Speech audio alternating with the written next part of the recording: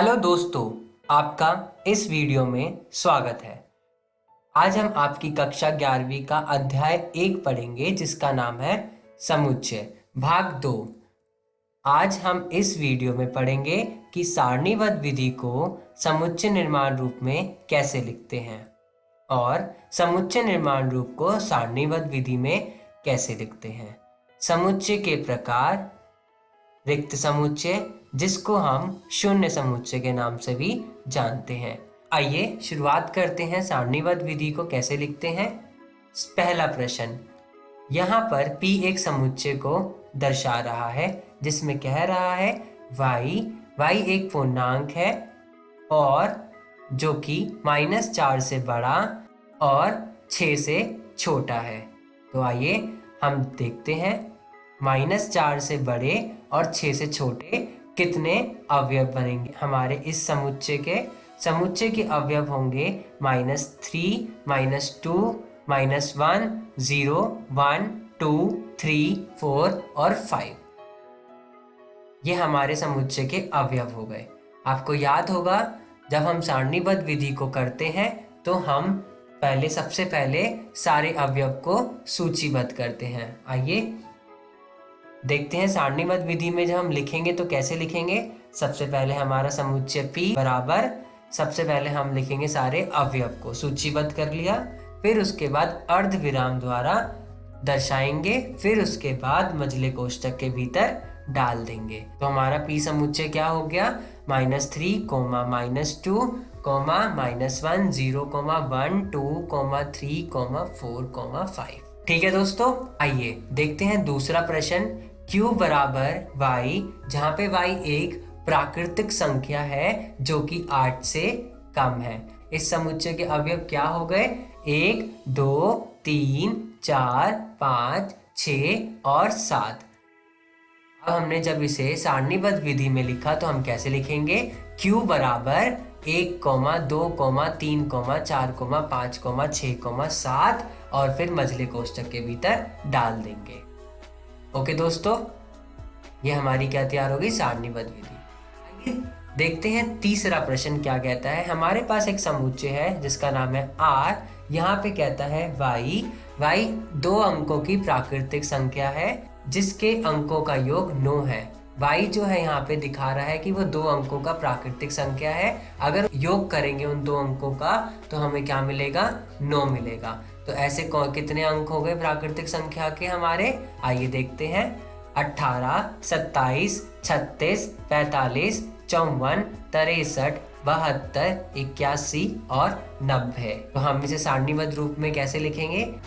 जब हमने इन अवयवों को देखा तो हमने देखा ये सारे 2 अंकों के हमारे क्या है, प्राकृतिक संख्या है जिनका योग करेंगे तो हमें 9 मिलेगा। आइए देखते हैं, अगर हम 18 का योग करते हैं क्या हमें 9 मिलता है। हाँ, 1 + 8 बराबर है 9 के। ऐसे ही हम 27 का देखेंगे, 2 + 7 बराबर है 9 के। अब जब हमने इसे सारणीबद्ध विधि में लिखा तो हमने क्या लिखा, R बराबर है 18, 27, 36, 45, 54, 63, 72, 81, 90। फिर मझले कोष्ठक के अंदर डाल दिया। ठीक है दोस्तों, आइए जानते हैं चौथा प्रश्न। यहाँ पर एक S समुच्चय है जो क्या कह रहा है, y उसमें 140 का अभाजक गुणनखंड है। तो सबसे पहले हम यहाँ पर 140 का भाज्य गुणनखंड करेंगे। 2 से डिवाइड करा तो 70 आया, 70 को 2 से डिवाइड किया तो 35 आया, 35 को 5 से डिवाइड किया तो 7 आया और 7 को 7 से डिवाइड किया तो हमारे पास 1 आया। तो जब हमने 140 का भाज्य गुणनखंडन किया तो हमें गुणनखंड प्राप्त कौन कौन से हुए, ये वाले 2, 2, 5, 7। जब हमने इसको लिखा तो हम कैसे लिखेंगे, 140 बराबर 2 गुना 2 गुना 5 गुना 7। तो ये हमारे क्या हो गए, 140 के अवयव हो गए। जब हम इसको सारणीबद्ध विधि में लिखेंगे तो हमारे अवयव क्या होंगे, 2, 5 और 7। आपको याद होगा जब हम सारणीबद्ध विधि को करते हैं तो हम जो अवयव दोहराए जाते हैं उनको एक बार लेते हैं। तो जब हमने इसे सारणीबद्ध विधि में लिखा तो हमारे अवयव क्या हो गए, S बराबर 2, 5 और 7। ओके दोस्तों, आइए नेक्स्ट। अब ये कह रहा है हमारे पास एक टी समुच्चय है जिसमें x बता रहा है। x शब्द एलिफेंट का एक अक्षर है। जब हमने इस अक्षर को देखा तो हमने देखा इसके अंदर ऐसा एक एलिमेंट है जो 2 बार दोहराया जा रहा है। वो कौन सा है? ई। जो हमने इस अक्षर के अवयव को ज्ञात किया तो हमें क्या मिला? ELPHENT। जो ई 2 बार दोहराया गया है उसको हमने एक बार लिया। जब हमने इसे सारणीबद्ध विधि में लिखा तो हमने क्या लिखा? T बराबर E, L, P, H, A, N, T और फिर मझले कोष्ठक भीतर के अंदर डाल दिया। आइए अब बात करते हैं समुच्चय को समुच्चय निर्माण रूप में कैसे लिखा जाए। हमारे पास एक समुच्चय है, उस समुच्चय के अंदर हमारे पास है अवयव 1, 2, 3 और 6। जब हमने इन अवयव को देखा तो हमें ये पता चला कि ये संख्या एक प्राकृतिक संख्या है, और जब हमने इसे और ध्यान से देखा तो हमें ये भी पता चला कि ये 6 का भाजक है। आइए अब हमने इसे समुच्चय निर्माण रूप में लिखना है तो हम कैसे लिखेंगे?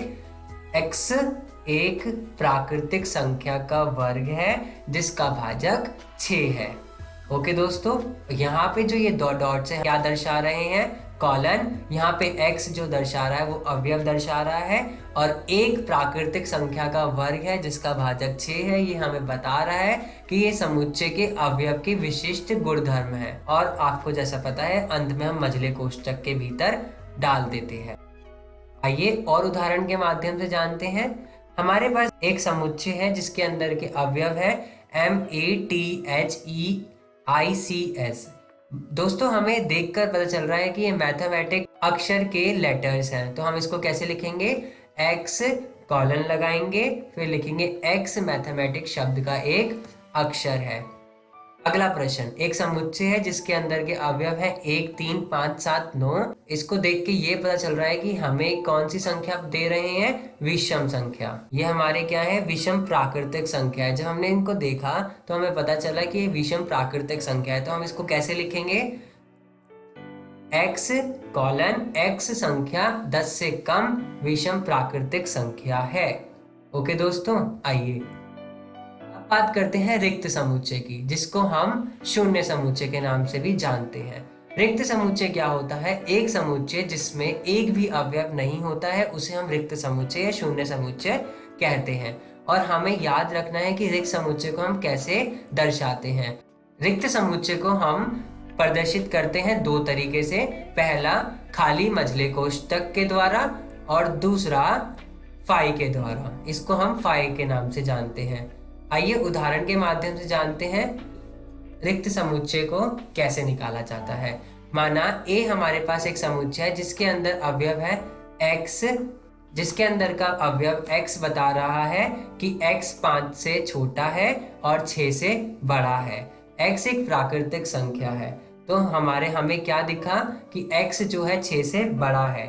ठीक है दोस्तों, और जब हमने देखा कि x 5 से छोटा है, हमने ये देखा कि 5 और 6 के बीच में कोई भी अवयव नहीं है। और रिक्त समुच्चय का मतलब ही ये होता है कि जिसके अंदर कोई अवयव ना हो वो हमारा रिक्त समुच्चय कहलाता है। तो हमारे इस समुच्चय के अंदर ये रिक्त समुच्चय को दर्शा रहा है। इस वीडियो में हमने क्या सीखा दोस्तों? सारणीबद्ध विधि को समुच्चय निर्माण रूप में कैसे लिखते हैं और समुच्चय निर्माण रूप को सारणीबद्ध विधि में कैसे लिखते हैं। आज हमने समुच्चय के प्रकार पढ़े। अगर आपको और विस्तार में जानना है तो आप अपनी एनसीईआरटी की कक्षा 11वीं की बुक का भी प्रयोग कर सकते हैं।